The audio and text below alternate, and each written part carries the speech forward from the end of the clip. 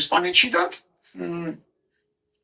ესპანეთში ბევრი ღვინის მუზეუმი. გასამწუხაროა, რომ ჩვენ ვართ ღვინის სამშობლო ქვეყანა და ერთი მუზეუმი არ აქვს ისა. ღვინის რა, მერვები მეშლი. ამდენი უცხოელი ჩამოდის ახლა. როგორ არ შეიძლება რომ კახეთში, მაგალითად, ერთი მუზეუმი როგორ არ გქონდეს ღვინის. მერვები მეშლი, მაგრამ უკროს ოდებს რა აგროვებენ. რა ქვია? ქვეყანაზე და სახელმწიფოზე ითქვა რა. რა ის თელოში ისე მინდოდა იმის რა ქვია. ეხლა ვიყავ ამასთან და ფესტივალი იყო თეატრალური. ისე მინდოდა სპექტაკლზე დასწრება და ვერ შევედი რა ვქნა და ცივანეტაცია შეიძლება თეატრში გათმობა არის ყოველს. იმ ზოდები და ცოტა მოინტეხა და გათმობისთვის მიეცა თეატრში.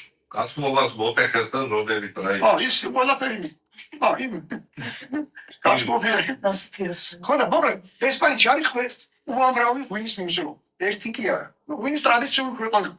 ერთ-ერთი ძალიან ცნობილი მუზეუმი იქ ვიყავი და მე სხვა ქართველთაც ვიყავი რა. და რო შევედი, ხედავ მუზეუმი შესაძლოა წარწერა რომ ღვინის სამშობლო საქართველოს კი არ წერია. მე რო სულ მგონია ბავშვობი და სულ სხვა ქვეყანა. არ დავასახლე. თუ გავიგინა, კიდე კაც ორი მოხდა მომდოს. ეს ჩვენთან მოიცეს, მივხვდა რომ ისე ცუდად გავხდი რომ მეთქი ეს რა, ინცოჩი მოვაპანეთ ისა დირექტორი.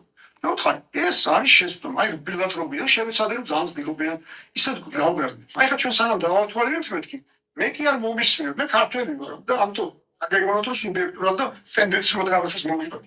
თქვენ თვითონ გადაამოწმოთ ინტერნეტი, ხო გავთ კაბინეტში ამზადეთ და თქვენ თვითონ მოძებნეთ ისა წარმოები და აი გაფიქრეთ რა თუ არ აქვს შეცდომა.